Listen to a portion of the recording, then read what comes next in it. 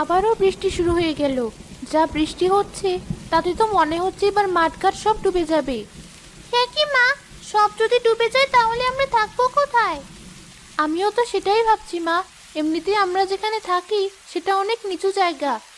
তাহলে কি আমরা ডুবে যাব মা? জানি না মা। আর দেখ, তোর বাবা আজ এখনো বাড়ি ফিরলো না। যাই, আমি বরং রান্না বান্না সেরে নি। বাড়ি এসে তো আবার খাবার চাইবে। মালা রান্নাঘরে চলে গেল। তখনই তার স্বামী কবির এলো।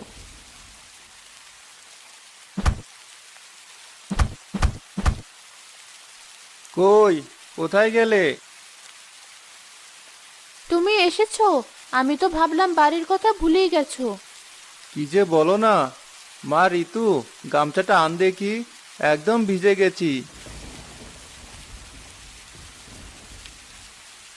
এই নাও বাবা। এ কি বাবা, অতগুলো কলা গাছ কেটে এনেছো কেন? দরকার আছে মা, যা বৃষ্টি শুরু হয়েছে তাতে ওগুলোই আমাদেরকে বাঁচাবে। কলা গাছ আমাদেরকে বাঁচাবে? এ আবার কি কথা?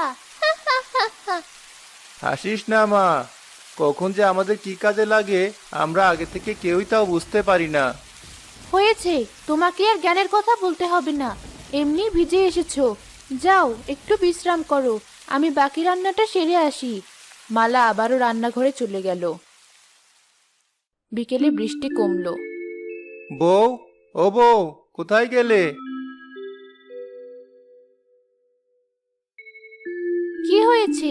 সারাক্ষণ এত কিসের ডাকাডাকি তোমার? রাগ করছো কেন? হাতুড়িটা দাও দেখি। হাতুড়ি দিয়ে আবার কি করবে?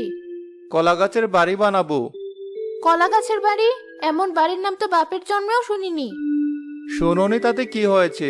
এবার শুধু শুনবে না, দেখবেও। আবার এমন কিছু করো না যাতে সবাই তোমায় পাগল বলে ডাকে। এমনিতেই গ্রামে মুখ দেখানোর জো নেই, তারপর এমন এক একটা কাজ করো মানুষের হাসির পাত্র হতে হয়।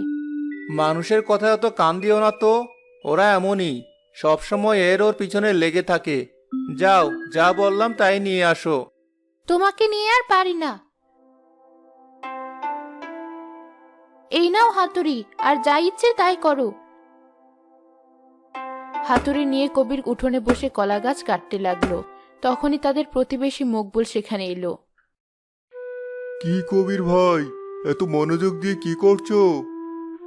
এই তো ভাই, ভবিষ্যতের জন্য কাজ করছি। ভবিষ্যতের জন্য কাজ? হ্যাঁ, ভবিষ্যতের